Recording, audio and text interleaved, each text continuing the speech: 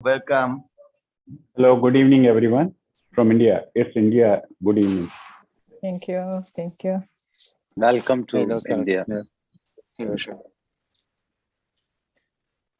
Thank you, Sarafnor, for submitting that article on air pollution and cognition I've gone through today.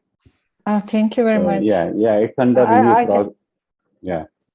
I'm grateful for the invitation. Thank you very much. Thank you so much. It's under review now. Yeah. Thank you so much.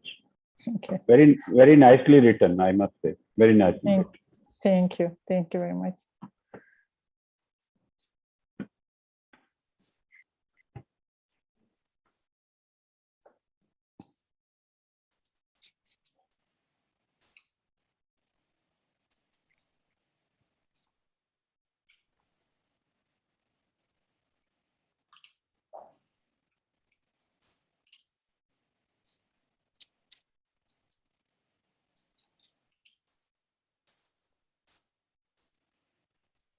Mansi, maybe Dr. Tisha is in the attendee list. If you could get him in the panelist. Mansi, maybe Dr.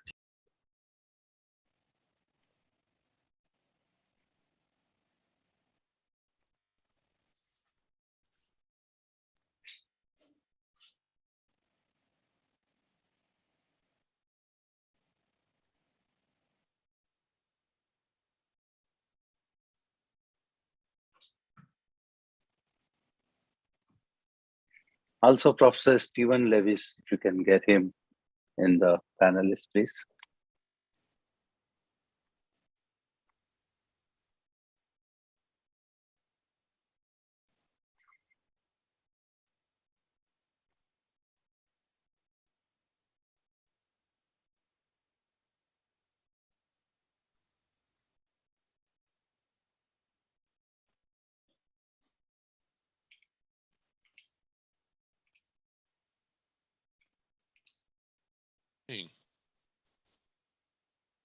Thank you.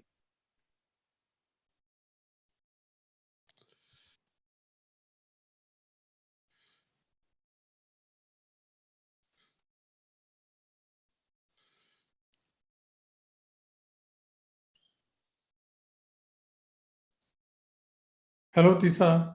Good evening.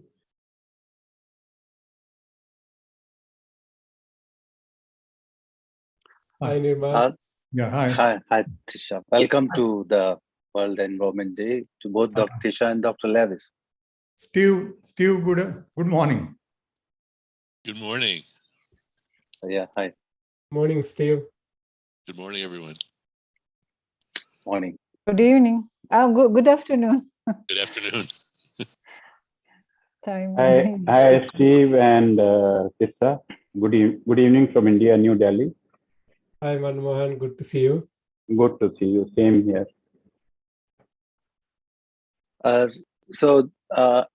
All panelists, we are live on multiple platforms. We are live on YouTube and we are live on Facebook from the IN channel. So waiting for Mustafa and Marco to join.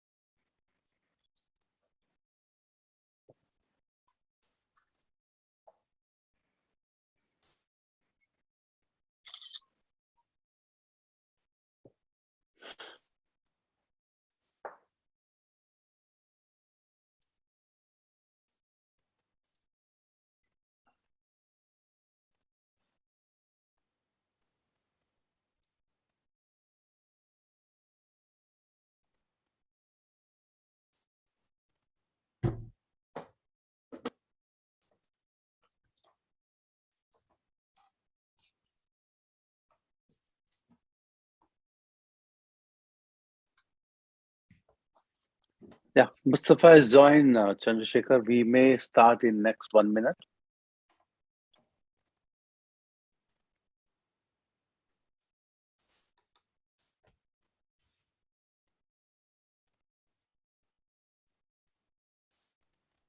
Hello, Professor Mustafa. Good afternoon.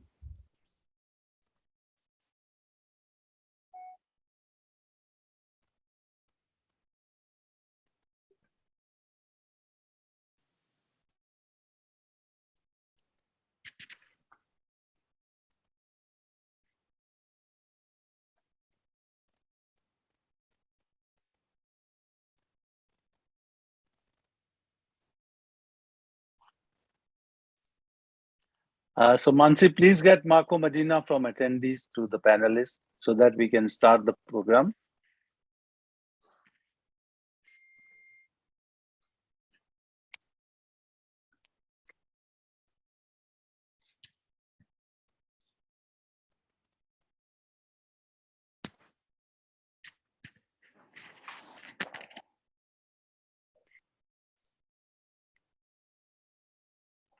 Nirmal, he is not in the attendee list.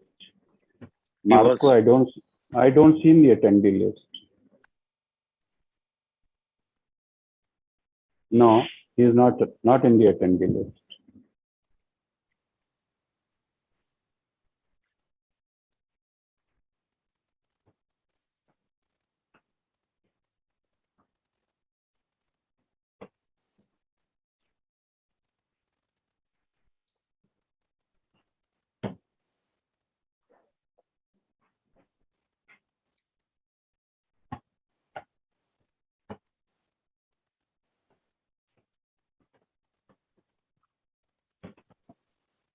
Yes, there he is.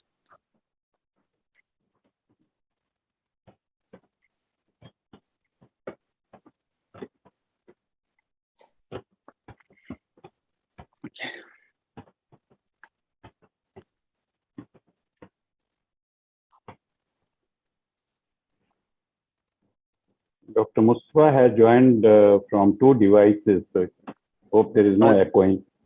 Hoping there is no echoing here. Just check, Mansi, it may be the link sent to Dr. Marco has joined on that link. Please check.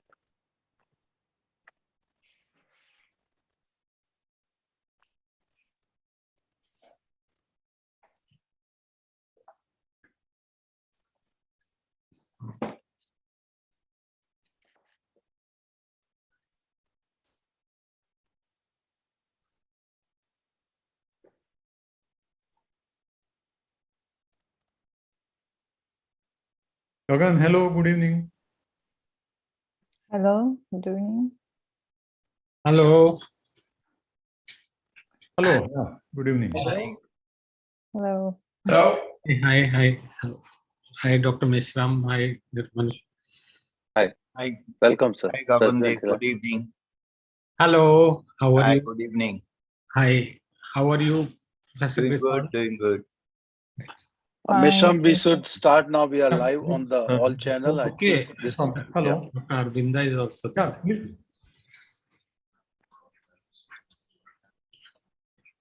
Acha, okay, you joined by the regular link and then we'll take you in. Okay, you have I had sent you on WhatsApp the regular and the.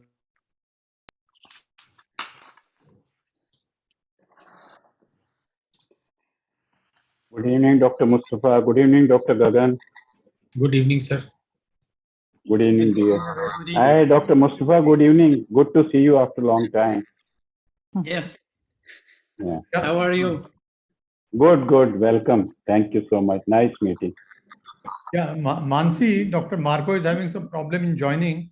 I asked him to join by the regular link, audience link, so get him in. I was there and I think he checked out from there. Yeah. Okay, so I think we should start. Yes, please. Dear friends, good evening, good afternoon, and good morning. Today is World Environment Day, and the theme for this year is Only One Earth. On this occasion of Environmental Neurology Specialty Group of WFN and Indian Academy of Neurology have organized this public awareness program, and I welcome you all for this session. Indian Academy of Neurology is always at the forefront in organizing such activities, and during this year, we have organized on 30th January a session on neglected tropical diseases, 9th February International Epilepsy Day, 24th March World Tuberculosis Day, 26th March Purple Day, 2nd April World Autism Awareness Day, 11th April World Parkinson's Day, 30th May World Multiple Sclerosis Day, and we have big plans for World Brain Day on 22nd July. WHO is deeply concerned about environment and the climate and has given a slogan for this year, Our Planet, Our Health. Do we breathe clean air? Do we drink pure water? Do we eat healthy food? And do we have a good habitat? Are the pertinent questions today. How much we care for the environment? That is most important. And to inaugurate this session, we have Professor Wolfgang Griswold, President of World Federation of Neurology. The advocacy and education are close to his heart. Welcome, Professor Griswold. I would also like to welcome Dr. Nirmal Surya, President of Indian Academy of Neurology. He's a very dynamic and enthusiastic person.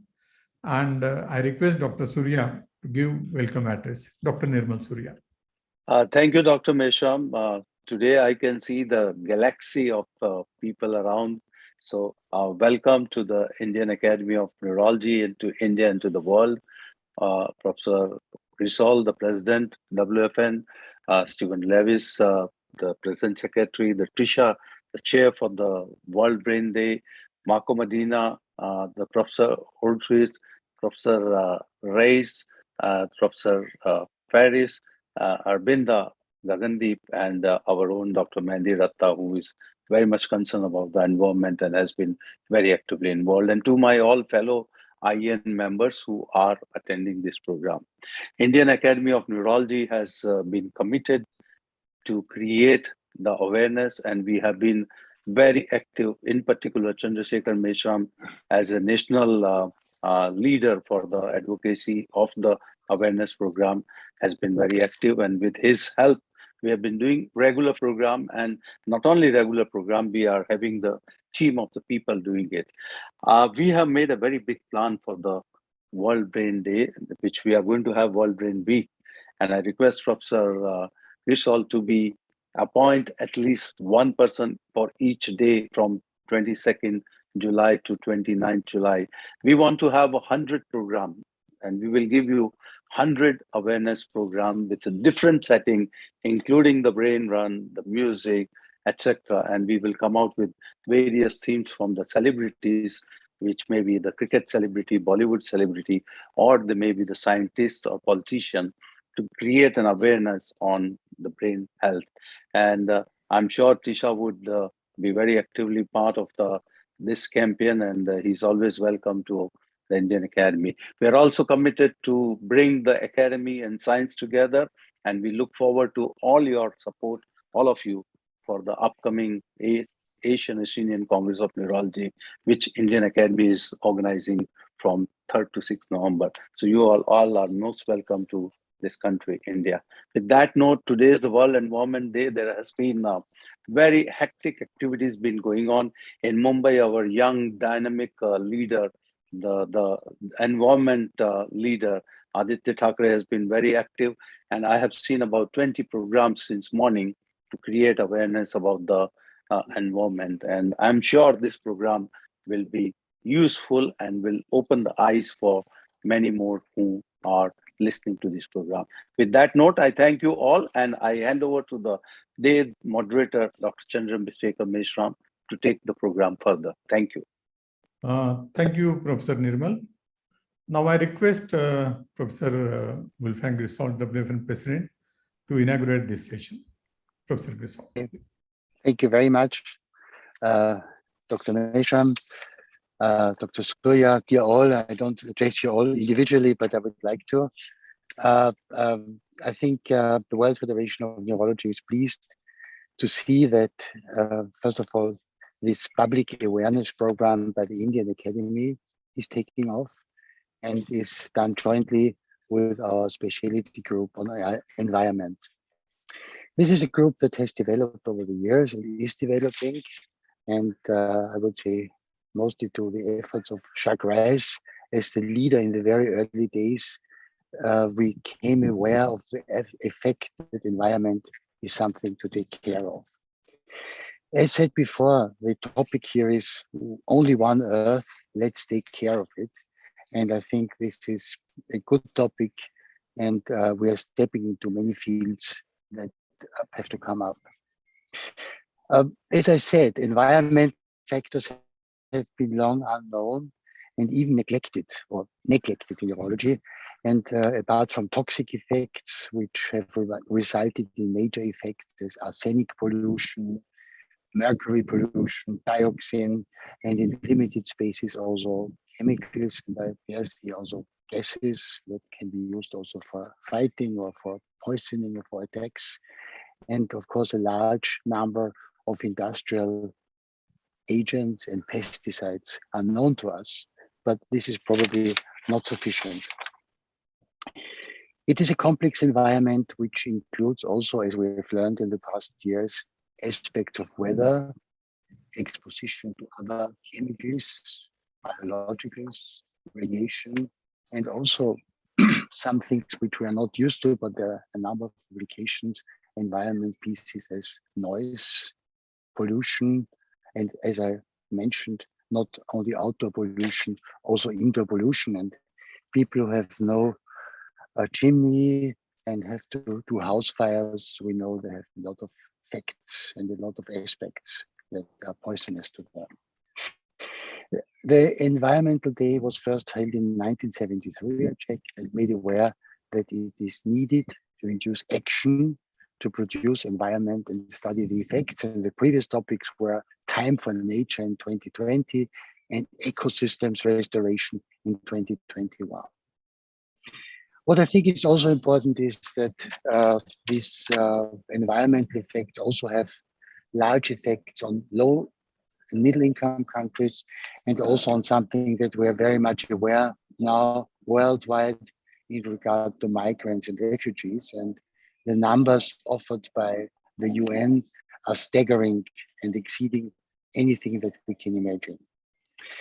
So I think they're very good examples of environment that we have learned in the past days about stroke, about motor neuron disease as suspected factors. And there's a good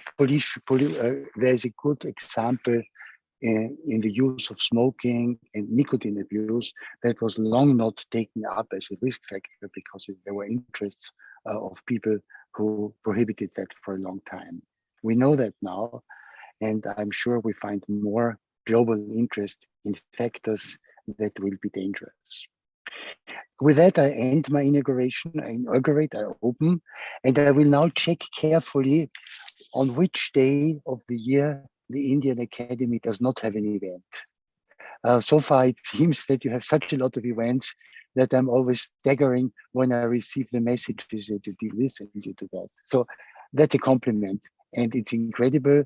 And I congratulate the Indian Academy for this persistent effort to forward neurology. And with that, we thank you, and let's keep up that continuity, that activity. Thank you. Thank you, Professor Gishold, for those compliments and the kind words and your excellent inaugural address. And now we move on to session. Environment is a global problem, and to discuss, we have expert panelists from all the regions: Asia, Oceania, Europe, Africa, and Latin America. And I welcome all the panelists. We will try to learn how the environment affects the brain, its development, its function, and the role of environment in neurological diseases. We'll try to answer your questions, which you can put in the Q&A box. Let us go to Professor Jacques Ries. Professor Jacques Ries is a professor at the University of Strasbourg, France.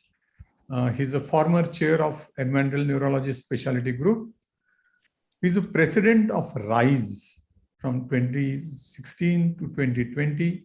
This is International Meeting on Environmental Health, and he's very active in the environmental field, producing a lot of interesting papers. So I would like to ask Professor Jacques, what is environment and climate and its importance, and what are its challenges? Professor Jacques. Thank you very much, Professor Meshram. I'm delighted to attend your meeting, and I wish to to thank you for this kind invitation. I would also point for the very important role of the World Federation of Neurology, which give us a possibility for the first time to address these issues at the global level, at the planetary level, and to the to the neurological community. It's very important, and I think there are several dates in this history which I should mention. I would first mention the conference which was held in Sydney in 2007, where I met Professor Leon Prokop, and we started with some of my colleagues this fantastic adventure of the World Specialty Group of Environmental Neurology. I would also mention Professor Gustavo Roman, with who I wrote an article about environmental neurology in our main journal, which is Journal of Neurological Science, in 2007. And I do not forget the help of Wolfgang, who initiated with Professor Mohamed Wazai the fantastic World Brain Day in 2018. It was the first time that the international federation of involved in this, and I'm very proud that it was a neurological community which addressed this is a very important issue with air pollution. So, coming back to your question, I would say it's very important to consider our life in the field of our environment. And when I go back to a very clear definition coming from Albert Einstein, he told everything is everything but me. It means our environment is not only physical, biological, and chemical environment, it is also human environment. And the human environment has a tremendous role of the appearance of diseases as we are acting in changing our environment. And we see often what is called a boomerang effect. It means we are changing things in the environment, and unhappily, we did not look for the return, the lashback, which may affect our own health.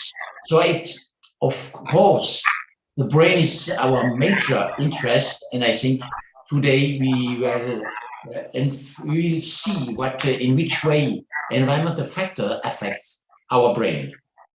Thank you. Yeah, thank you, Professor Rees. The most important factor is that the environmental diseases which affect the brain and the different parts of the body, they are preventable.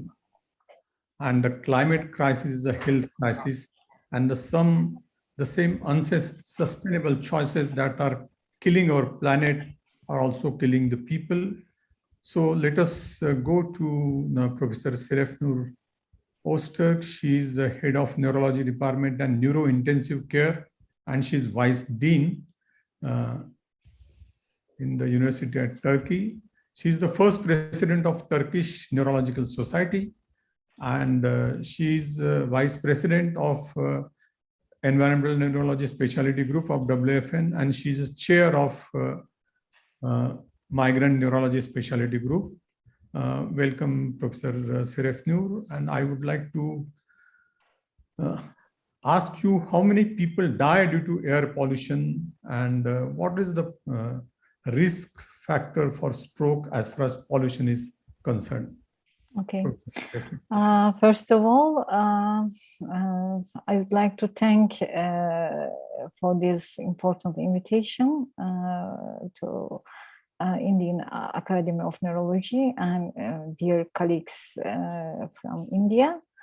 You are really very important for us, and great pleasure to be with you here.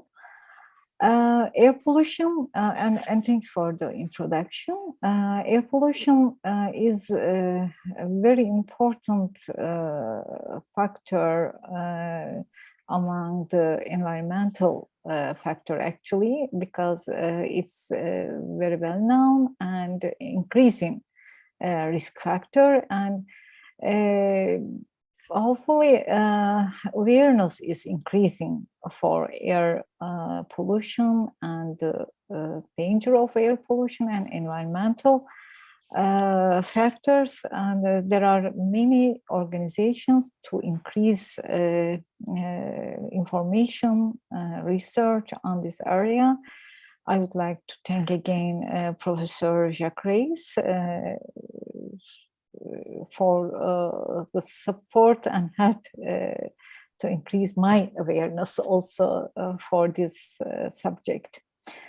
Air pollution is considered one of the most important risk factors and represent the world's largest single environmental health risk, actually, by WHO. And it's triggering a global and diffuse chemical contamination, and these are directly related to human activities, unfortunately. There are important numbers, actually, crazy numbers. Out of all global deaths, 23%, this means 12.6 million are attributable to air pollution. And out of these numbers, these 12 million, that 8.2 million die as a result of air pollution triggered non-communicable diseases. This is also very important because these risk factors are also already very common. And among these, stroke ranks the highest at 2.5 million approximately, and it's followed by heart diseases, like 2.3 million deaths. These numbers, these are not only numbers. These are fathers, these are mothers, these are relatives, important persons, individuals. So, but not limited only to stroke. Other neurological consequences, especially in the form of neurodegenerative diseases, especially Alzheimer's and Parkinson's diseases, have also been linked to air pollution with the result of recent studies. But the most important, most apparent relationship exists between stroke and air pollution. And the risk of stroke associated with air pollution increases relative to the other coexistent vascular risk factors. Actually, we have traditional risk factors, very well-known risk factors, but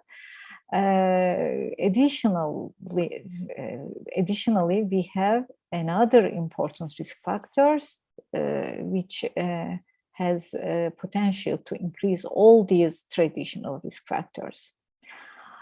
There are some non-acute and chronic effect of air pollution for stroke prevalence, actually. As acute effect of exposure to air pollution, we know that increased rate of atrial cardiac arrhythmia, coagulopathies, vascular change, endothelial damage, inflammation, and there are some changes in coagulation factors also.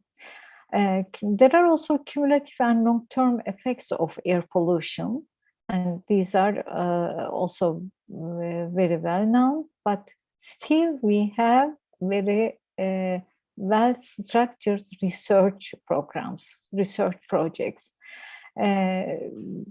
We have not any guidelines for prevention or any guideline to establish a very well structured research for environmental factors, especially for air pollution and stroke or other neurological disorders.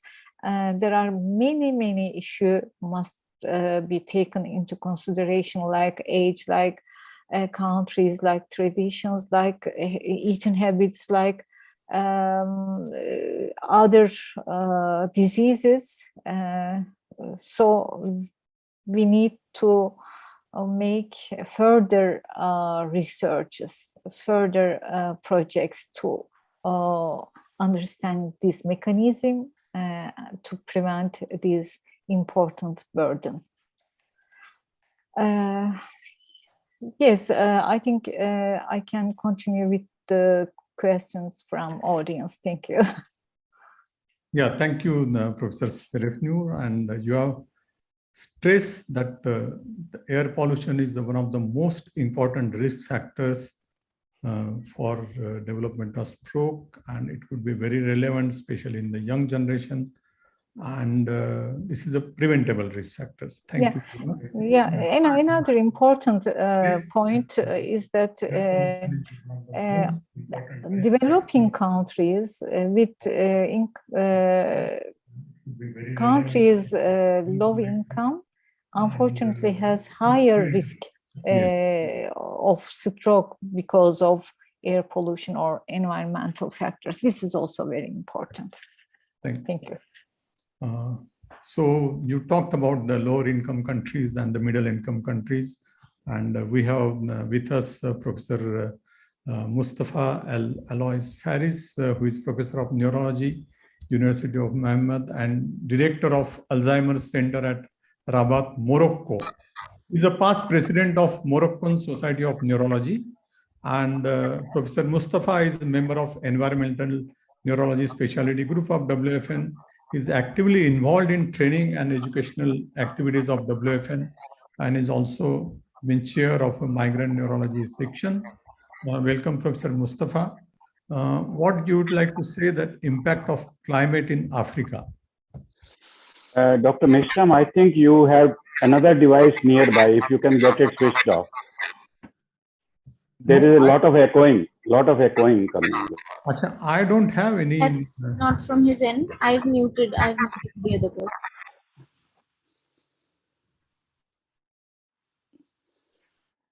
Yeah.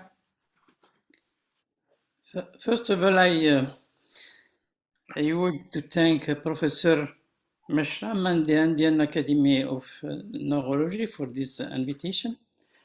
And I am very pleased to see Professor Minhindirata after a long time. I will talk about the impact of climate change in Africa.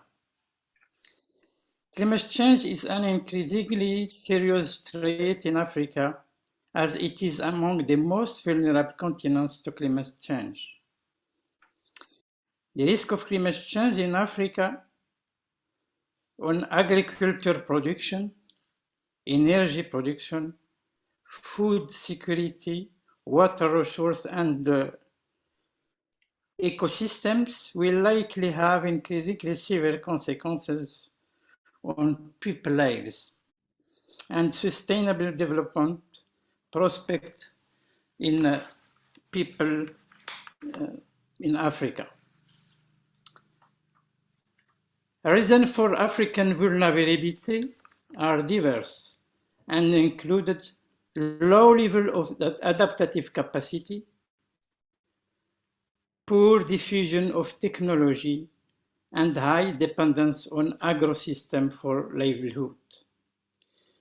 To these different factors, we must now to add the African dependence on foreign countries for essential food production to feed African population. As a result of this dependence, the African people will be certainly the main collateral victim of the current economic war between American and European against Russia. The consequence of the climate change will have also significant increase on the migration of young Africans searching of a better life. This migration will be mainly to Europe.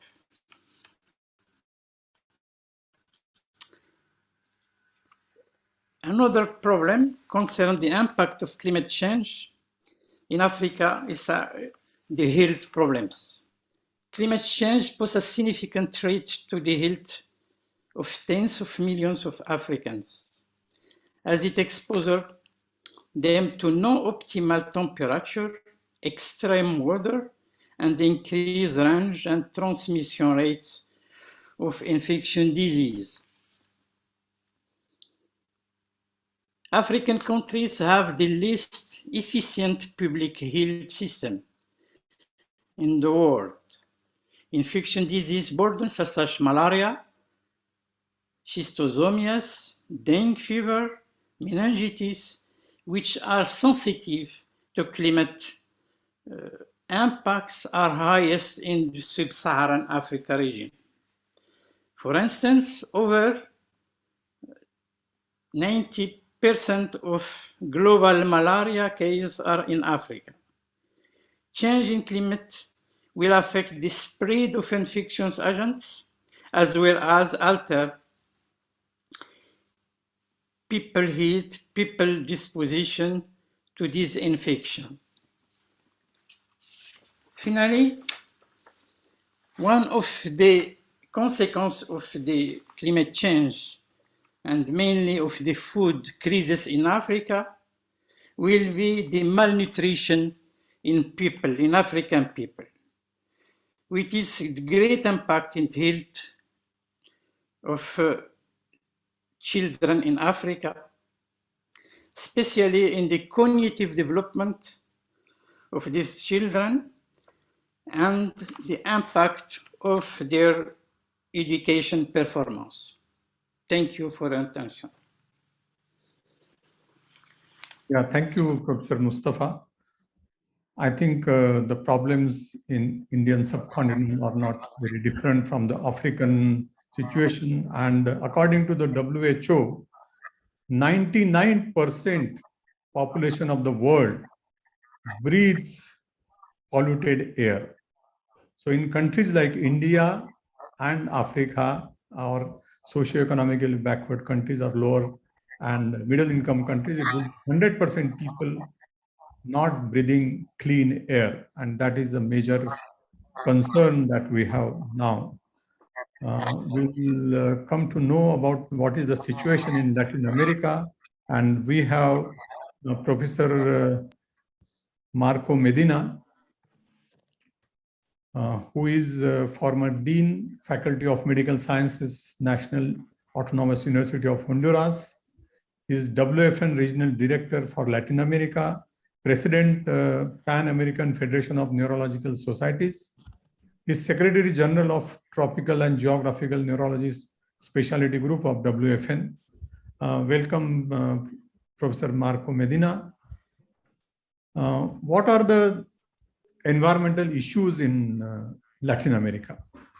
Please highlight. Good morning, Professor Meshram. It's a great honor to be here in this important World Environment Day. And I am very pleased with the Indian Academy of Neurology, as well as the specialty group on this subject. So I don't know if you can see my slides. Yes, we can see your slide. You can put on the slide mode. Hold on, please. On the slideshow mode.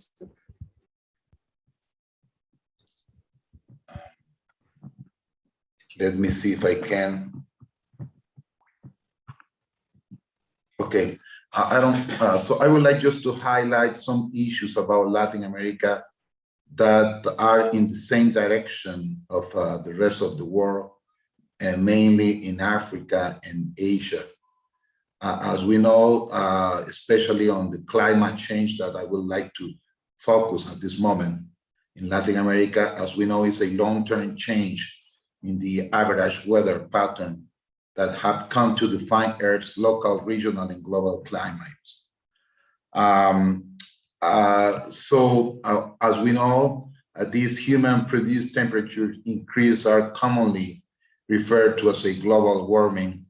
And in Latin America, we have natural processes that can also contribute to climate change, including internal variabilities, such as the cyclical ocean pattern, like El Niño, that was described in Peru, La Niña, and the Pacific decadal oscillation, and as well as the external forcing.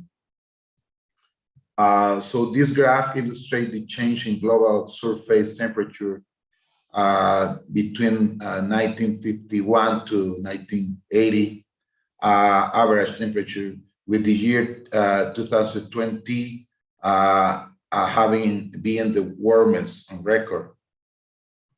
In a region that has been producing a major climate change problems, especially hurricanes that are becoming the hurricanes a public health major issue for the health consequences. So you can see here in this figure, the frequency of hurricane in a region is really getting worse. For instance, in Central America, just in 1 month, we were having 2 major hurricanes, Eta and Iota.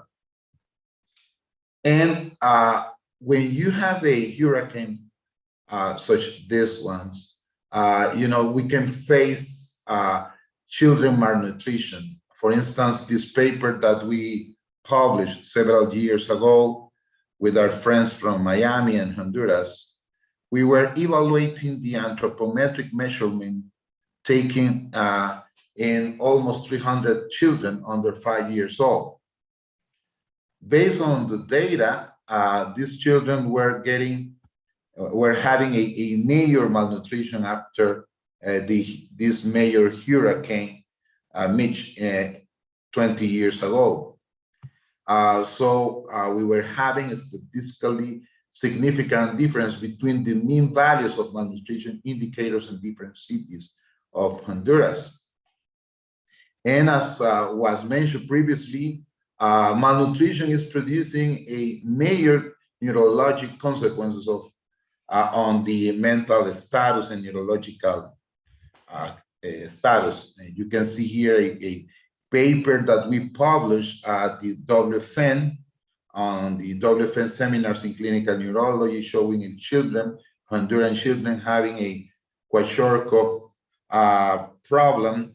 And as we know, this protein energy malnutrition can produce irritability, apathy, decreased social interaction, attention deficit, anxiety, drowsiness, recurring infections, and so on. So it's producing a major neurological problem. But the other issue about the climate change in our region has been the arbovirus infections. And the mosquitoes Aedes aegypti and Aedes albopictus is becoming the most dangerous animal in our region.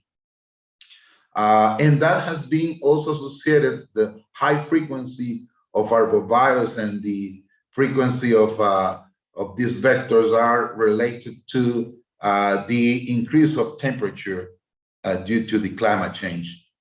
So we are having a global expansion in the distribution of Aedes-borne virus transmission in a region that, as we know, produces a major disruption after the Zika infection. And you can see here in Brazil mainly, Venezuela, Colombia, Central America, and Mexico having a congenital Zika syndrome as a major problem 7 years ago with a major brain malformation in our children or Guillain-Barré syndrome. So that is producing this this climate change in our region, the co-circulation of multiple viruses that are producing different problems, but neurological problems, especially on the Zika side, but also in chikungunya infection or dengue. So this climate change is affecting our region, as you can see here, but not just us, also in the border of the US or in the south part of Latin America that were previously free of Aedes mosquito transmission. For instance, Uruguay or Chile or Argentina. And this is the mapping future temperature suitability for transmission scenario for Aedes aegypti and Aedes albopictus. So climate change is producing a major problem in Latin America and as well as in the rest of the world. So this is a major concern that we need to fight against this problem. Thank you. Yeah, thank you, Professor Marco, for that excellent review. And because of the environmental factors and the climate change, the mosquitoes are surviving more and possibly causing a lot of infections. And the reason the Latin America is endemic for dengue, chikungunya, the frequent eruptions of Zika infections and other vector-borne infections and zoonotic diseases. So thank you very much for that review. And the situation in India is not different.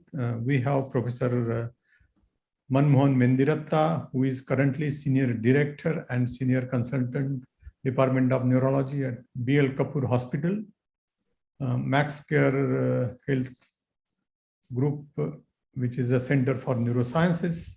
He was Director Professor, Department of Neurology at G.P. Pant Institute of Postgraduate Medical Education and Research, New Delhi. And he was also Professor and Head of the Department at Janakpuri Super Specialty Hospital, New Delhi. He has a lot of publications. Professor Mendiratta is a past president of Indian Academy of Neurology. Welcome, Professor Manmohan. Thank you so much. As you should know that the most polluted cities in the world are from Southeast Asia and or the Asian region.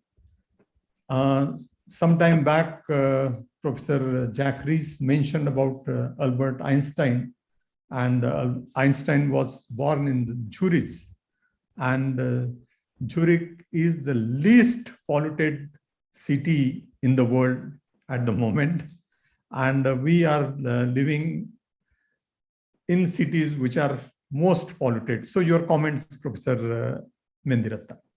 Thank you so much, Chandrasekhar, for the kind invitation. And it's wonderful to meet friends from different regions of the world. I will just show 4 or 5 slides, and then ex tempo I'll be giving some information. I bring greetings from New Delhi, India. You can see this. What is this air pollution due to? This was published on the front page of Neurology today. It's not only the industrial pollution, but also stubble burning from the industries, from the vehicular traffic, construction, stubble burning, etc. So this is a news these days in almost all newspapers the world over, whether New York Times or Times of India. Now the current situation is 1.6 million lives lost in India due to air pollution. I'm talking of recent. This is the old study. And what are the countries mainly involved in Asia are China, India, Bangladesh, and Pakistan. Now, there is a 10 to 20% rise in ozone levels in India. I will come to Dr. Chandrasekhar's question, why these are most polluted cities, harmful for lungs and crops. And then it also shows what are the elements, whether these are ultrafine particles, fine particles or the larger size particle between 2.5 to 10 micrometer. Now, there are different cities in the country. Gurgaon, at one time, this had been changing from time to time. This is one of the IT hub in our country in North India. And this is 5 times the 2.5 level compared to the other standards in the country. Now, I love this article to quote. This was from Neurology today, 7 July 2016. As Professor Sarafnoor mentioned, now look at that smoking, obesity, and other risk factors. Air pollution is also coming up as a risk factor. Now, I also like the statement made by Professor Velrifigan, the same issue, that air pollution doesn't confine to any country. No country is exception. There may be some countries which are more involved than the other countries. It flows from Beijing to Lynn.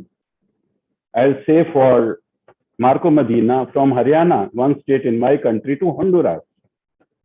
And similarly, maybe Tuticorin, one city in my country, to Turkey of Professor Seraf. So it flows from one country to the other. Now, why the southeastern cities? There are 2 components. Southeast Asia primarily means countries which are on the eastern side, like Japan, Singapore, Indonesia, Malaysia, and South Asia, where China, India, Pakistan, and Bangladesh are there.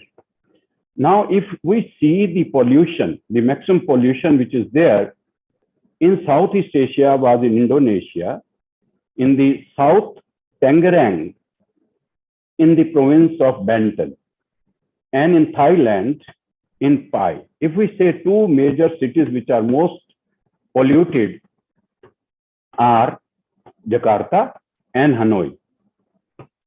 But 60% of population is lower and middle income country. So per kilometer population is too much. Vehicular traffic is increasing, industries are increasing, and there is a stubble burning, very common in these countries. So these are the reasons. Now, if we see 46 cities out of the 50 cities in the world, 46 cities are in Asia. Let me not talk Southeast or South Asia, but in Asia. 46 cities of 50. 60% of population is housed in Asia. And look at the, I've seen the growth of vehicle in our country. Some houses have 4, 5 vehicles and industrial pollution. So that's the reason. Per capita, like you look at America, particularly North America. It's say around population is 1/4 of India. Land is 4 times that of India. So that's the reason, too much crowding, too much unawareness of the world environment, and as well as education among the public. So these are the reasons that these cities are very polluted. We need to do it today. Let us not have environment day today only. Let us do today, tomorrow, and day after, and so on, to uncongest our city by decreasing the pollution at all levels. Thank you, Dr. Mishra.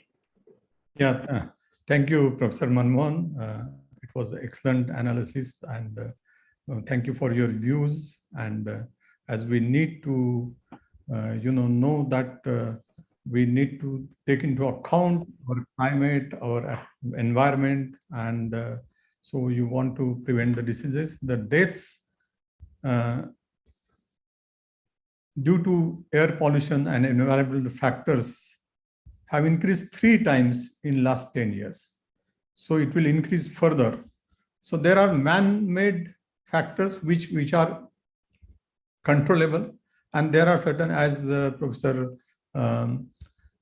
Marco Medina has mentioned about the natural factors, natural calamities, which are not in our hand, but the man-made environmental contribution is certainly in our hands. And as there is an increase in industrialization and the civilization, these are the diseases of that particular revolution. we now move further, and we have another past president from Indian Academy of Neurology, Professor Arvinda Mukherjee, who is currently a professor of neurology at Vivekananda Institute of Medical Sciences, Kolkata. So we have Dr. Nirmal Surya from west of India, Professor Manmohan Mendiratta from north of India, Professor Arvinda Mukherjee from east of India. I am placed in the center of India, exactly at 0 miles. And Professor Arvinda Mukherjee, he has a lot of interest in tropical neurology, and he has worked in arsenic, on arsenic. And Dr. Arvinda Mukherjee, what are the role of the heavy metals and mainly arsenic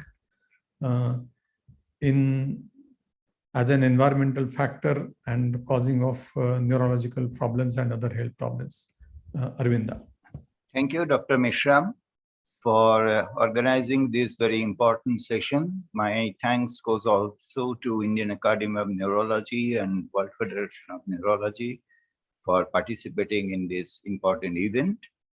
So slightly deviating from the environmental pollutant, I will move to the role of heavy metals. And by heavy metals, we commonly mean the 4 elements, the arsenic, copper, mercury, and lead.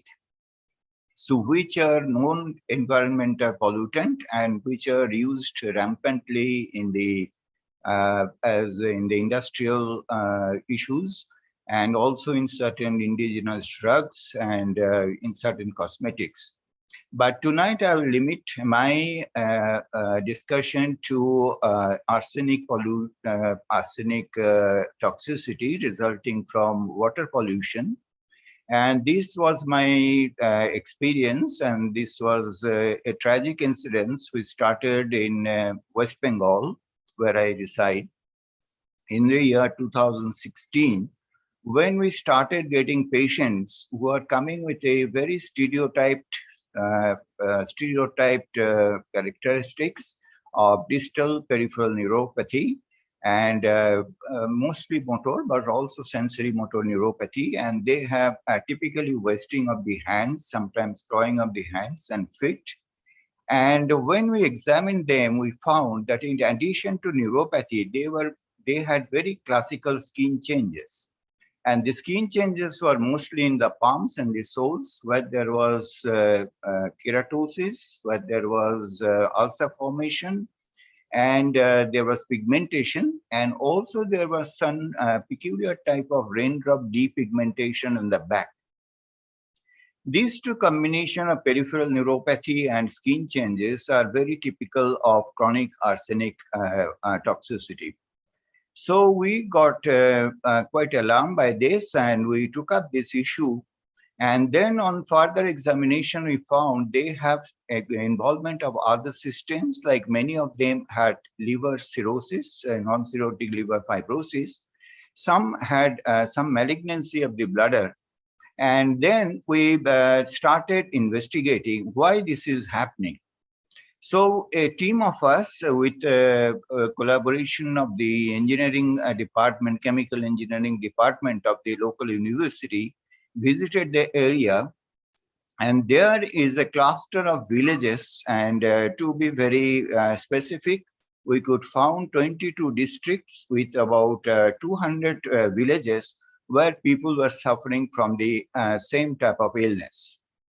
On further inquiry, we found that they had a common source of water. And previously, before 2005, they were using shallow well water and the pond water and lake waters as drinking water. But because of the advancement of science, they are now switched over to deep tube wells, and they have now mostly using deep tube well water. So when the scientists analyzed the arsenic content of this deep tube well water, it was found to be way above the WHO recommended limit of arsenic, which is 10 microgram per liter. And in some of the wells, deep tube wells, it was ranging from 100 to 2400 milligram of water of arsenic in per liter of water. So we now could we could correlate these chronic arsenic toxicity with the water in arsenic intoxication from the geological layer, because we know that arsenic is in the deeper layers of the earth, and because these deep tubal waters drew water from the deeper layers, they were contaminated with arsenic. So still now, from 2016, we are publicly educating them, trying to provide them safe water. We have bring the issue to some control, but we could not eradicate it. And it is estimated, I don't know, there is, it may be a rough estimation that there may be about 50 million people affected with chronic arsenic toxicity resulting from consumption of arsenic polluted drinking water. And the adjoining state of Bangladesh, and which shares the same Gangetic basin and water level and the ground source, has got a very, very high incidence of reported chronic arsenic toxicity. So I think this is one of the very important major environmental issue created partly by the not knowledgeably advocating how to use our drinking water. But I think this can be overcome by public awareness and providing them safe water, and we'll be able to overcome this situation. Thank you, Dr. Mishram, for giving me the opportunity to share this. Thank you, Dr. Ravinda, for that very important contribution and arsenic side effects and arsenic toxicity as a result of water pollution. The drinking water is a major environmental hazard. We have another region where we could see more of arsenic toxicity and neuropathy. I think Dr. Gagandeep is here. Gagan? Yeah, I'm here. Yeah. So another region where you find toxicity, arsenic, is Punjab. So would you like to make any comments about this? Yes, the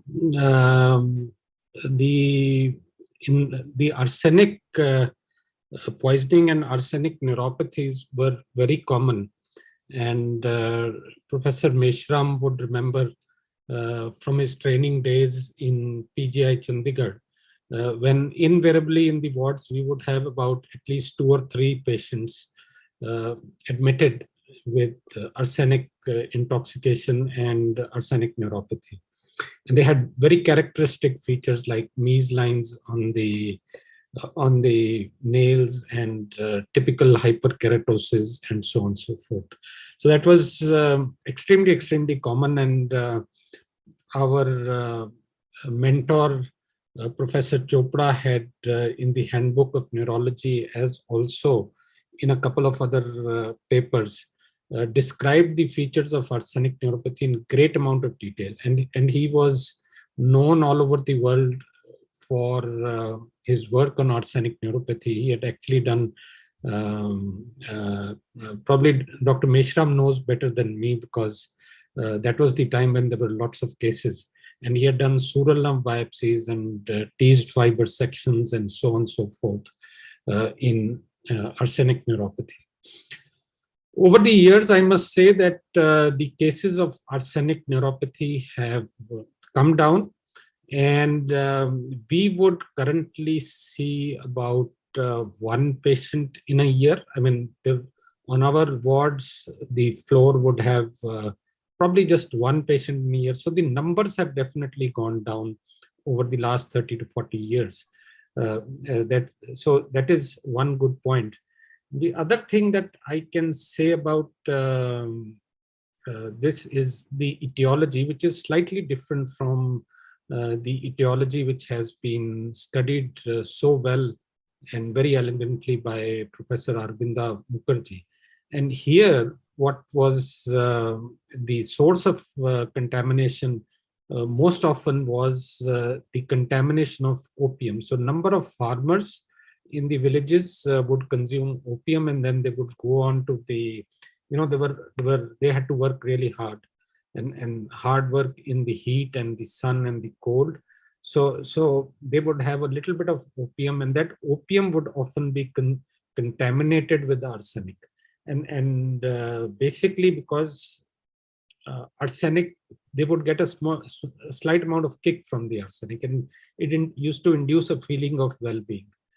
And likewise, arsenic would often contaminate some of the indigenous medicines also. So it was fairly common, but the good thing is that it is now not seen that often, much less as compared to what it was seen previously. So that's the current situation in Punjab in terms of arsenic.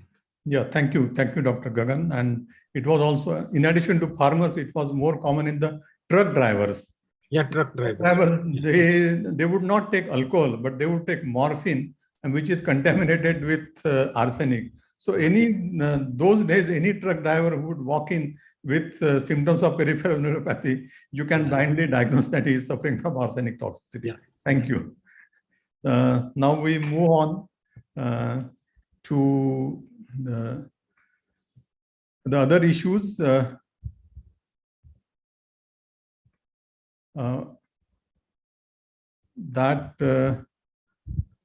Jax, would you like to make a comment about the lead toxicity and brain development? Jack Rees? Oh, I have, of course, not your experience of such intoxication, but it's very important to know about arsenic intoxication. And I see one of the issues is also that it's not well known in our countries about such disasters which are linked with drinking water. And during this meeting, I thought that I should mostly point to the fact that the environmental is not only what we have addressed today. Environment is a larger concept, which goes largely beyond climate change, beyond air pollution, and is also related to a lot of factors. And so I think it's very important to consider this aspect. So I think intoxication are a very important part in some countries in environmental issues, and in Western countries, this aspect is not well known, I suppose, as in the States. And when I come back to the history of what happened in Bangladesh, for example, I read that the start of this process was a fantastic idea to provide safe drinking water from a microbiological point of view.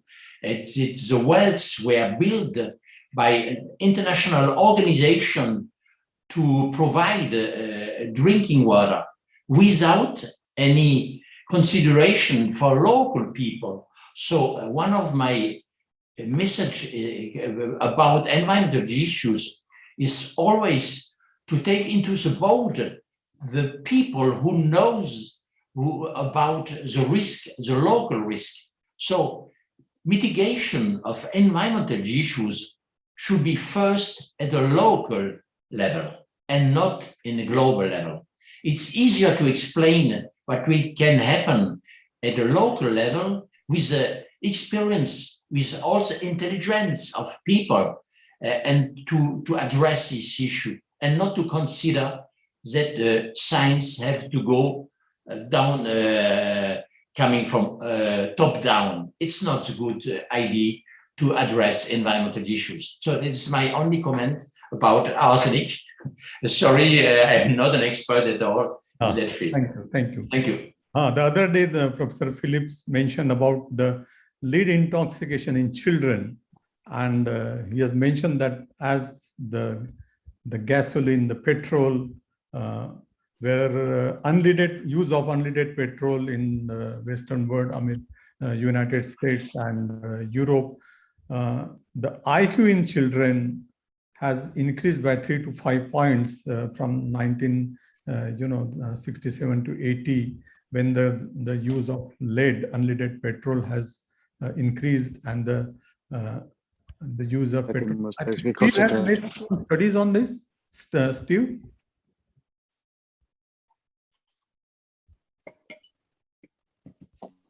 Excuse me, Chandrasekhar?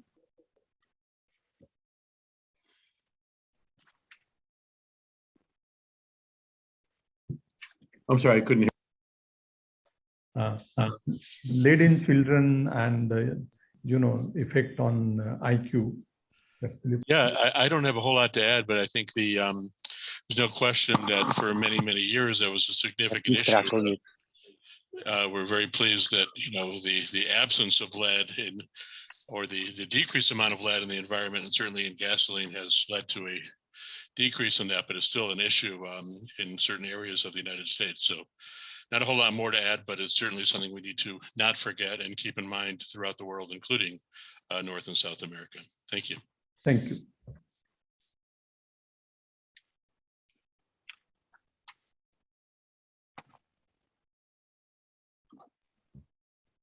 Let us move on now with. May I just say something on arsenic? Yeah, I think sorry to disturb. I think congratulations on this pioneer work, and there are lots of publications on this chronic arsenic intoxication and the well water and all these kind of things. We are let's say in Europe, we are sometimes exposed to the acute arsenic intoxication, which has a different picture, like quadriplegia, sometimes cranial nerves, and can be mistaken for GBS in some cases. And I think arsenic is also in an organic form used in oncology for leukemia, and produces also severe neuropathies. I just want to add this to this pioneer work of arsenic. Thank you. Yeah, thank you, Professor Giswald. Now, from this air pollution and water pollution and the chemical pollution that we in last about 50 years have produced 350,000 new chemicals, and these are causing various problems, the chemicals, the pesticides, and how safe or how healthy is our food that we eat, or is there a poison in our plate? Would you like to make any comment, Professor Serefnoor? Thank you. Yeah, actually, there are many factors in our plates which have potential to affect our health, actually. But I firstly mentioned that the number one enemy is salt. We know very well, we use commonly, but there are some conflicting research results, but there is also effect that salt or excessive usage of salt is a risk factor for stroke and for other neurological disorders, even for multiple sclerosis.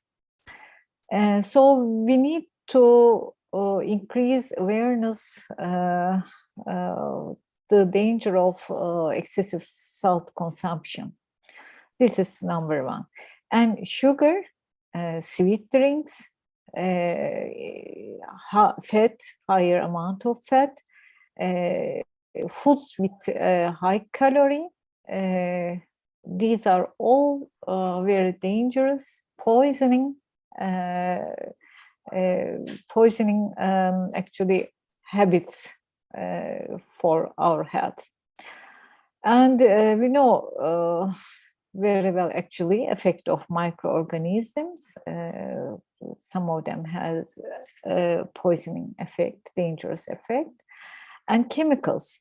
We are surrounded with chemicals, unfortunately, in modern world, and pesticides, some poisons, And plastics.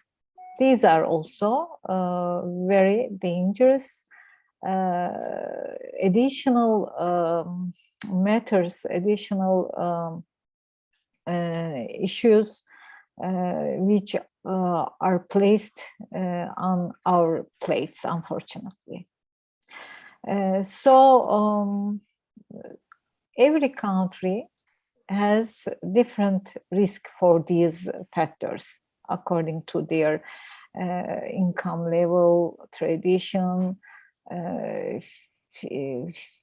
eating habits, and there are many issues that can affect this this issue.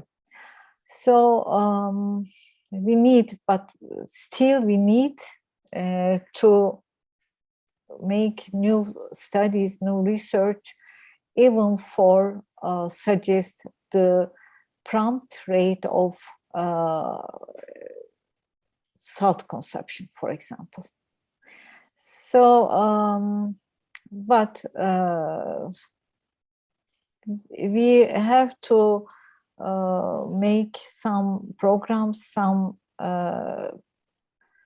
alertness campaigns, at least to decrease these non-eating habits. Yeah, thank you. Thank you. And the two most dangerous white things in our white. Unfortunately, sugar and salt. Three whites. Yes. Three whites. And, yeah, we have to consume this, but not in an excessive amount. Yes, and Robert Lustig, who is an endocrinologist from US, always calls that sugar is a poison and fructose is a poison. Yeah. So that you must check in your diet about the intake of sugar. We also have fruits, and there are problems with using of fruit ripeners, some hormonal effects, and is it a season of lychee? And we have Dr. Arvinda Mukherjee, and there is some evidence of outbreak during the lychee season. So Arvinda would like to make some comments on this. Yeah, thank you, Chandrasekhar, for bringing up the issue, because this is a lychee season, and I think this discussion will help our those who are participating. So this, this all lychee related things was probably occurred in North UP, which is a state, and there is a area called Muzaffarnagar, which is the main lychee producing area in India. So way back in 2017, there was a news item in BBC which said that death of children due to eating from eating lychees. So it was quite surprising. Lychee is a favorite dish for all Indians, and particularly we Bengalis are very fond of it. So then we looked into it, and one of my colleagues, with the help of one of my colleagues, who is the senior professor in SGPGI, Lucknow, we studied these cases, and it came out that there were about 50 to 100 affected. They are mostly children who comes from the lower socioeconomic group. And these children, because in the lychee session, they wake up in the morning and without taking any food, they run to the lychee trees, and those fruits which are strewn on the ground, they pick it up and fill up their stomach with the lychees. So what happened when they go back home, since the afternoon they got the stomach pain and vomiting, and they then skipped their meals, night meals, and slept. And in the morning, they were really bad. Some of them really died, and some of them was hospitalized. So initially, it was thought that it was a part of acute encephalitic syndrome and probably some viral disease occurring in the summer. But later it was found that there was the cause of suffering was profound hypoglycemia. So then it was studied further because it occurred again next year, and it was found that the lychee seed, especially and pulp, contains some enzyme which is known as hypoglycine, which is a very potent sugar-lowering agent. And these children already undernourished, they skip their morning meals, so their sugar is low. And when they take these lychees, their sugar falls below the critical level, and they probably get this indigestion, lethargy, and next day convulsion, and sometimes death. So this was now known, and now with the government agencies, public awareness, the things has not recurred the last 2 years. So I think this is how we can tackle the environmental tragedies with our knowledge and public awareness. And to all my Indian friends, you will advise that you enjoy lychees, but not in empty stomach. Have good food and then lychee as your dessert. Thank you. Yeah, thank you. Thank you very much, Arvinda, for that contribution. And I think anything in moderation or small amount is good, but if it is in excess and too much, then it causes a problem. Same is true with the mobile phones. There has been a use and overuse and misuse of cell phones.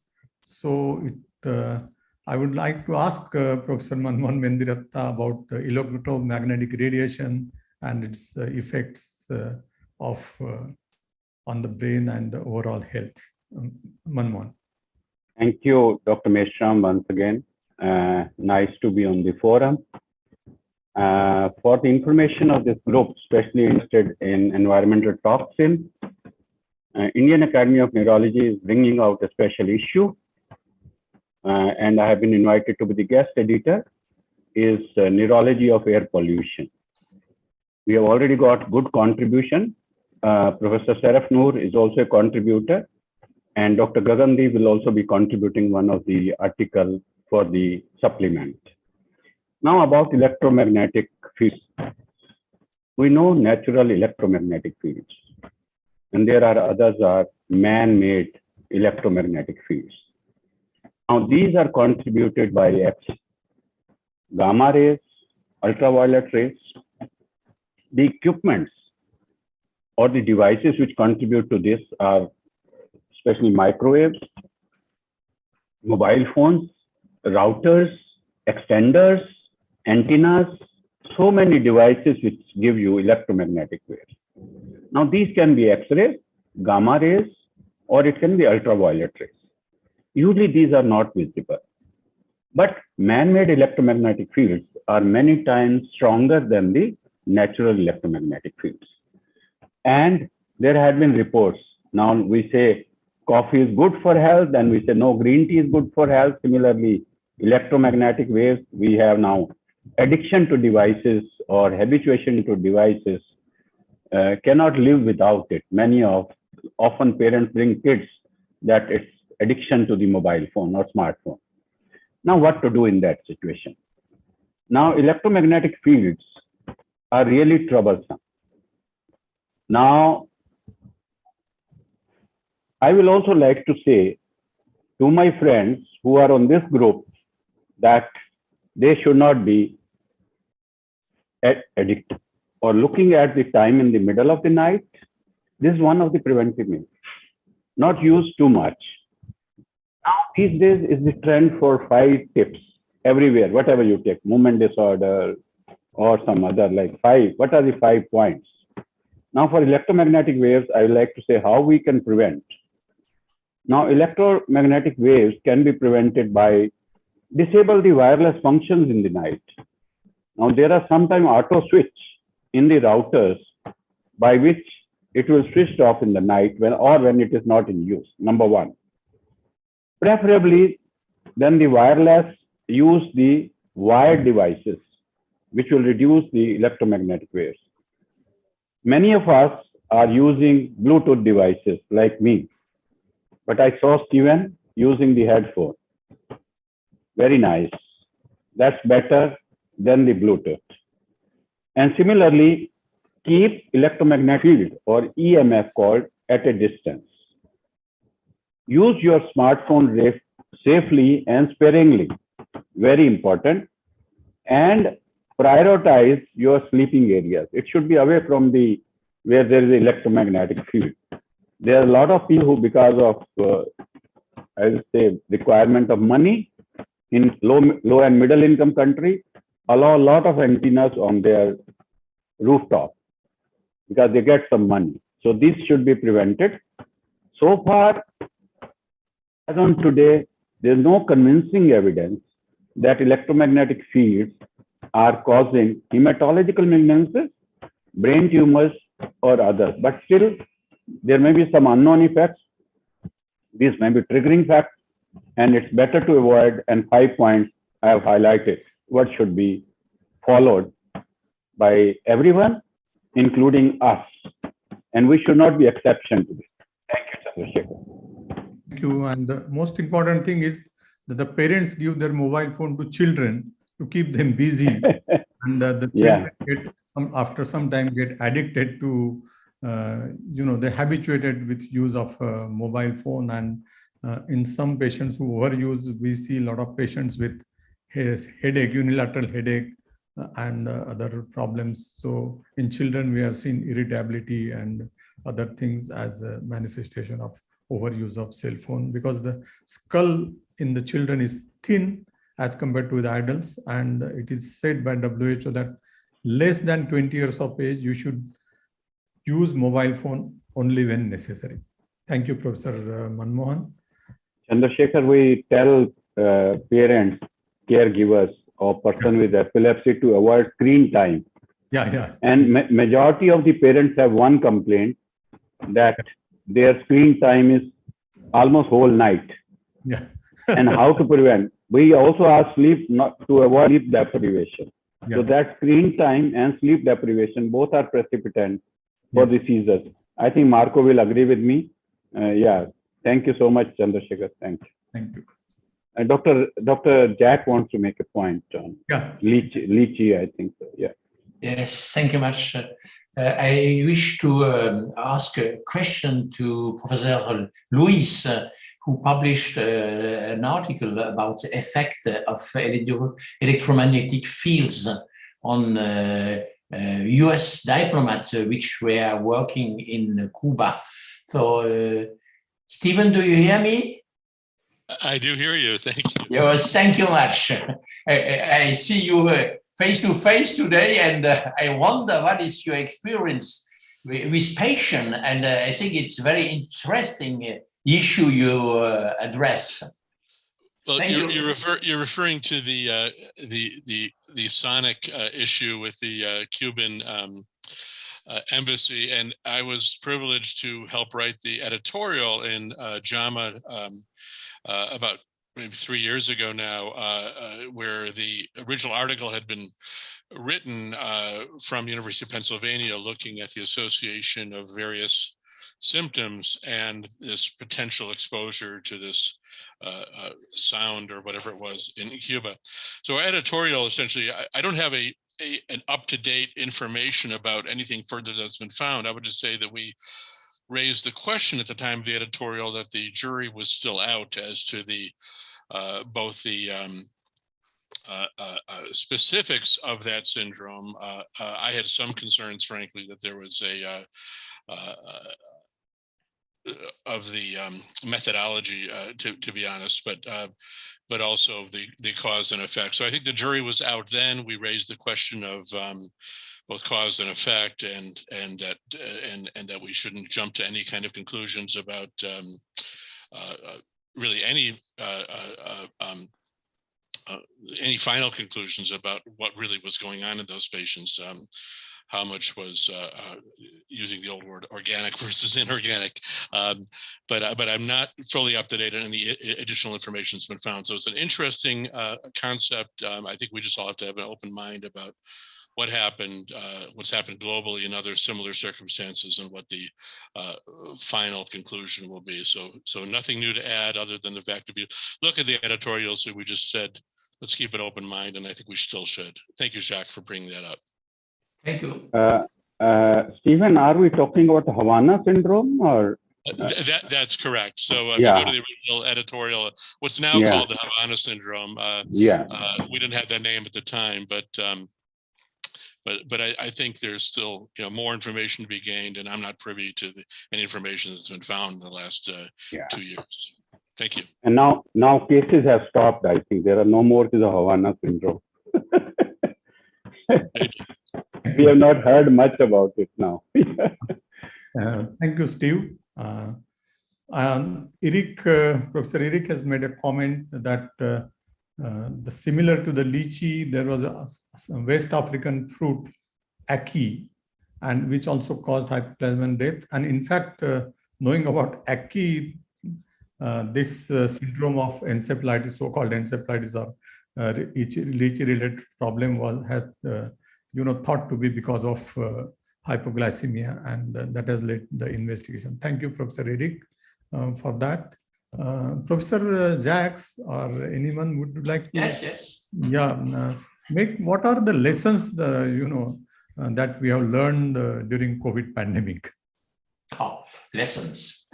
I would say a lot of lessons. I think during the pandemic, yeah. We have first, as you have seen, it was a pandemic. Also, what is very interesting to address is the info pandemic, as it was called by the WHO, which a lot of news coming from the scientific world and also fake news. And this is very interesting to consider what happened in the world about COVID-19. What we have learned also, and we have to be humble, very humble, for example, in France. And we learned that most of the country were not prepared to face such a disaster. And I read several papers about this, and I discovered that the people who were aware of the unpreparedness, mostly of the Western countries, the people came from the economic world. For example, the World Economic Forum of Davos issued a report in 2020, in January 2020. That means it was written some months before and pointed to the fact that we were not prepared. And the other very uncomfortable aspect is, I would say, I feel not well as a European or a Westerners. It's a difficulty to share information between all the countries in the world and all the drugs which were tested and used in the countries, and of course, vaccine. We were not able to share vaccine with people who should have been vaccinated. And this inequality in the world is something which is dramatic, as underlined also by Mustafa, who told us what will happen, which disasters which are considered to be world war against some countries. And I think it's fascinating. It's the inability of people, a nation would say, and nations leaders to cooperate in the best way as we do at the scientific level. And let me remember that the neurologists and several of us collaborated to check for information as soon as possible, to gather all this information related to neurological cases across the border, to inform our colleagues what can happen about the neurological issues, even if in the first cases there was no agreement at all as the brain would be hit by the virus. And now we know that the brain was one of the most important targets of the virus, and is still the brain which is in the first line with long COVID.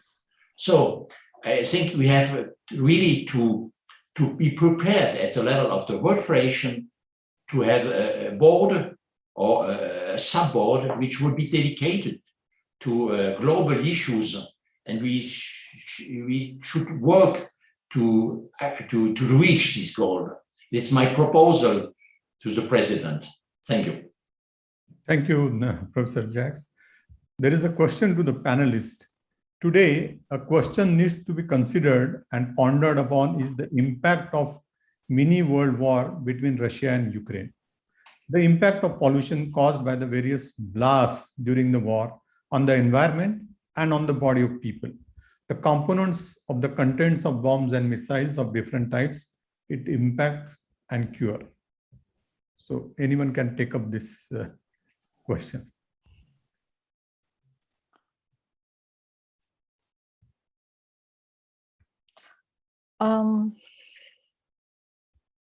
Yeah, Serif Nur.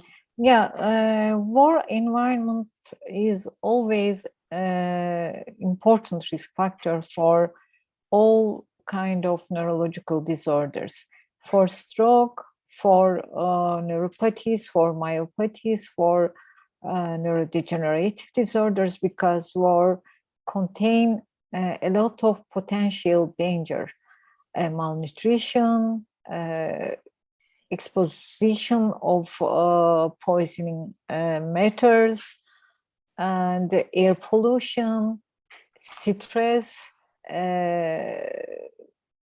lack of regular control of chronic stroke or neurological risk factors, lack of drugs, difficulty to reach treatment.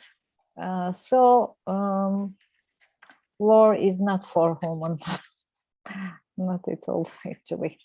This is my thing. Thank you. The best thing is to avoid the wars. Yes. Yes. Thank you very much. And I think Tisa, I don't see him now. Tisa, are you there? Would like to make some comments? Sorry? No, I was talking about Tisa Vijayaratne. Okay. Chair, I think he has left. So can we have a brief 30-second comments from each pathologist, take-home message about on this World Environment Day? 30-second take-home message from each panelist. Are you expecting from me or from each panelist? Okay, you can start with you. Okay, thank you. So environmental factors are very important factors to prevent acute and chronic diseases of neurological systems.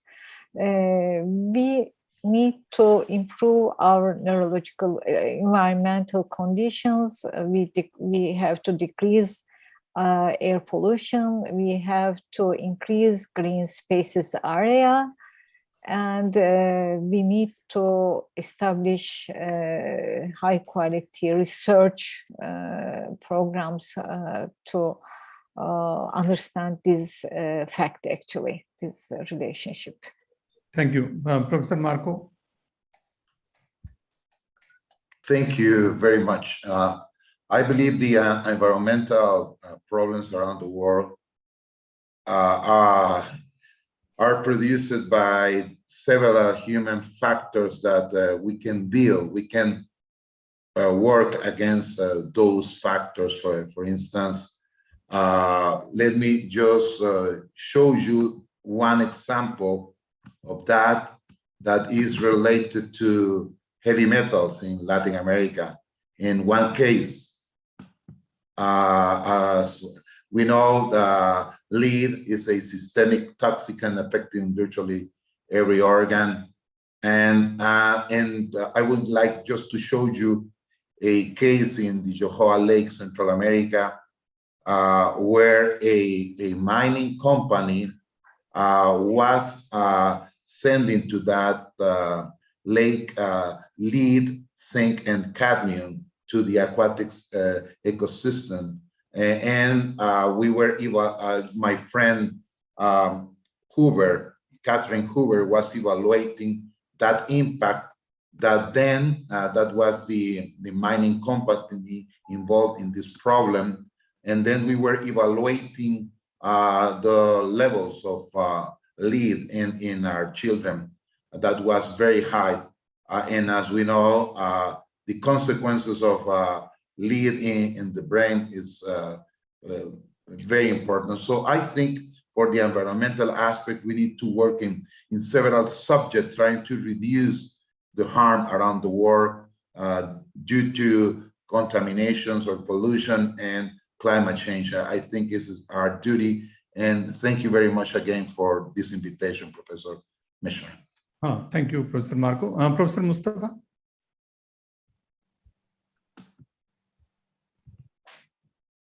Yes.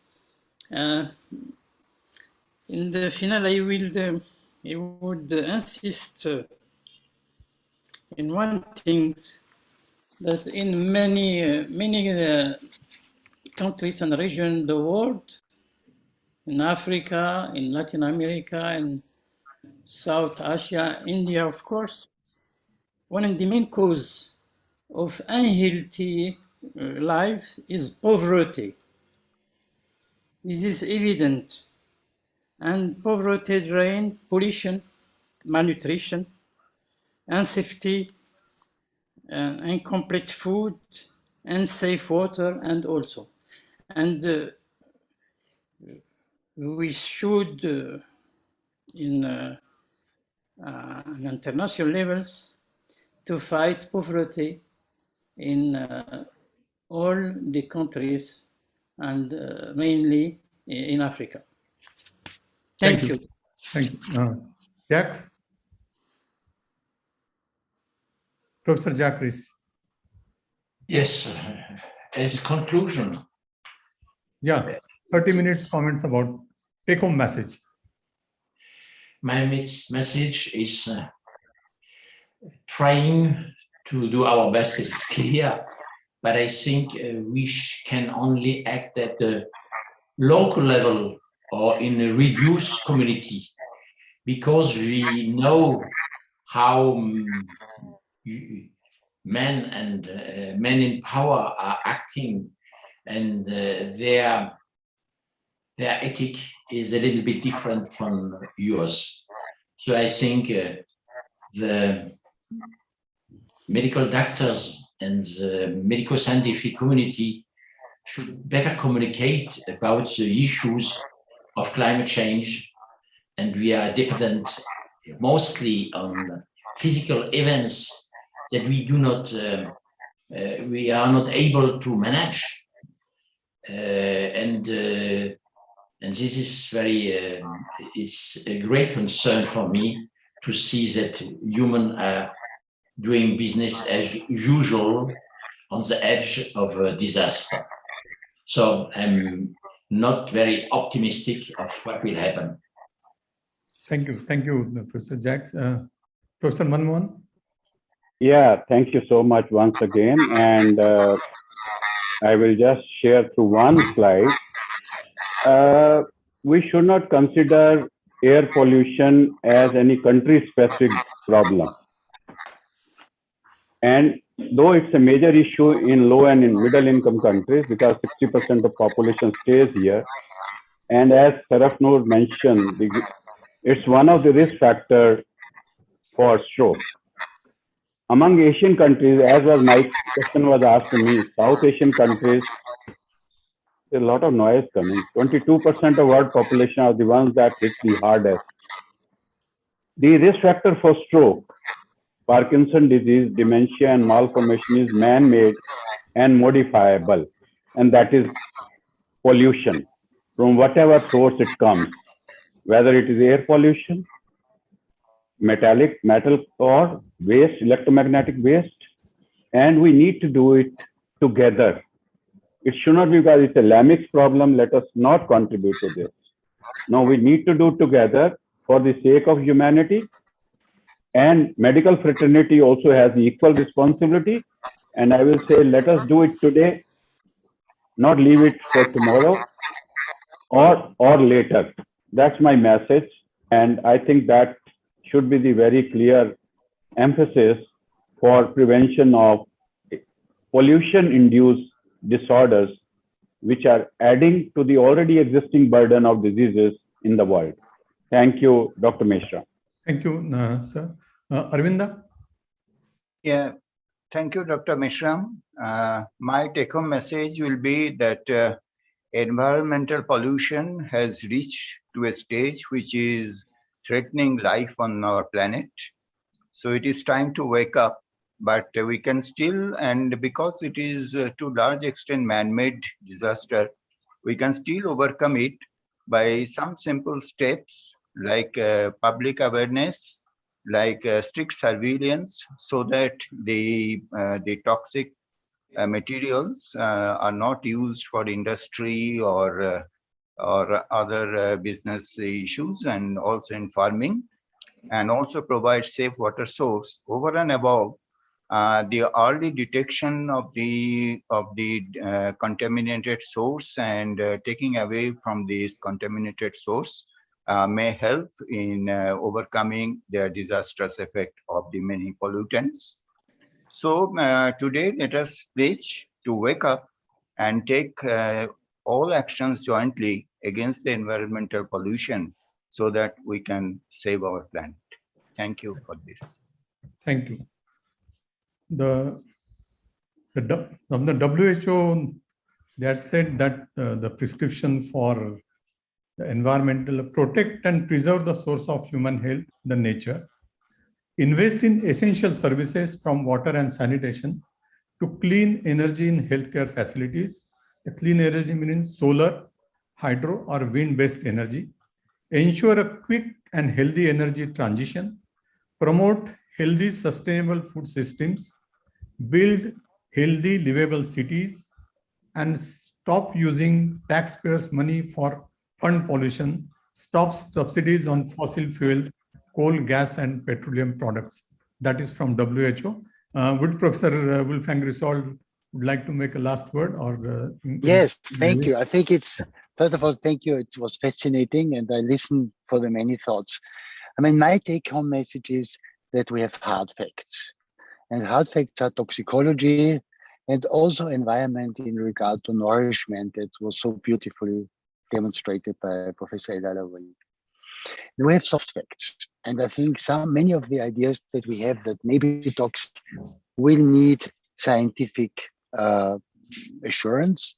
For instance, the magnetic waves, and there has been lots of discussions in regard to brain tumors and statistics worldwide in regard to cell phones. So I think there's potential, but it needs to be done, and that will be a very important task on the environmental force.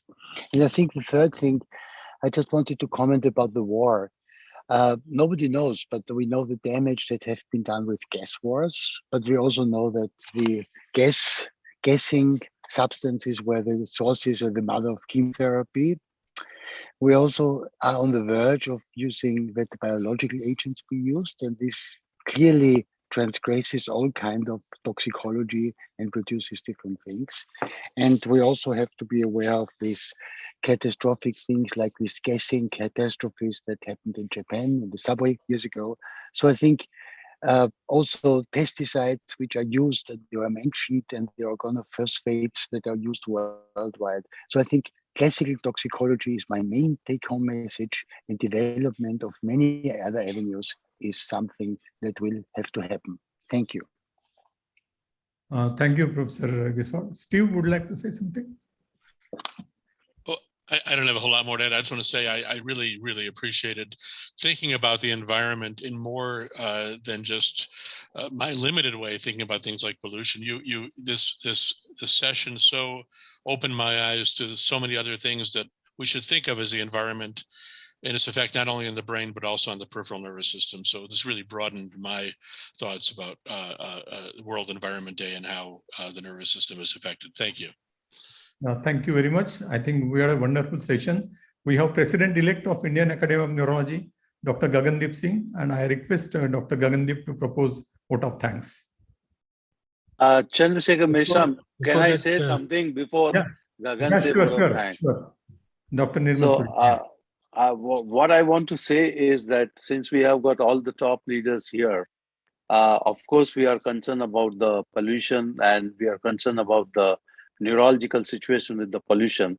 But would it not be worth that if we all write to the politician to take the necessary actions about the environment and tell them that why they need to be done because of various problems associated with this in neurology. I think that will also help and strengthen our cause to take care of necessary action for the environment. I think it's a duty of all the organization to write to the political leader about the issue which we are faced today.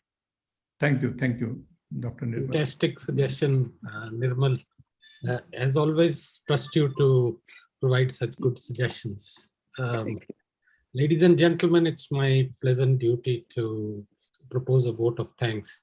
I must begin with my sincere appreciation for the time and the words of wisdom provided by the WFN President, Professor Griswold. Thank you so much for your time. Thank you for being there. Thank you for all the encouragement. It's indeed a very historic and a momentous occasion that the WFN President is involved. The Indian Academy of Neurology is taking the lead on this World Environment Day. And the message is going across to the world with such wonderful expert panelists. We have panelists, Dr. Ortuk from Turkey, Professor Mendirata and Dr. Arbinda Mukherjee from India, Marco Medina from Honduras, Dr. Mustafa from Morocco, Stephen Lewis from the United States. So we have Jack Rees from France. So sorry, apologies. So I mean, we have people from all over the world and the best brains. Neurologists are always the best brains. There is no doubt about. I have absolutely no doubt about that. And last but not the least, I mean, of course, the panelists were wonderful, and it was such a great pleasure to listen to you, to listen to your views. Your short comments were wonderful. Last but not the least, of course, the audience, thank you for everyone for being there. But last but not the least, I have, I mean, no words are enough to praise. I'm not sure if praise is the right word, but to acknowledge and to appreciate the hard work which has been put in by Dr. Meshram. He has this incessant, constant, huge amount of enthusiasm and energy. Only he has it, and no one can match that. And getting everyone together on this platform is something that Dr. Meshram alone could do. So thank you so much. Of course, a lot of these activities, and as the WFN President, Professor Griswold observed, that there is something or the other in terms of activity in the Indian Academy of Neurology. It's almost like a daily affair. That's all credit to the President, Professor Nirmal Surya. So thank you very much. Thank you all those who attended. It was a lovely session. For a person like me who is probably not that aware about environmental neurology, it was a very good learning experience. So thank you so much. Thank you and goodbye. Good night, everybody. Thank you. We had a great Goodbye. Bye-bye, everyone. Bye. Bye. Bye. Bye.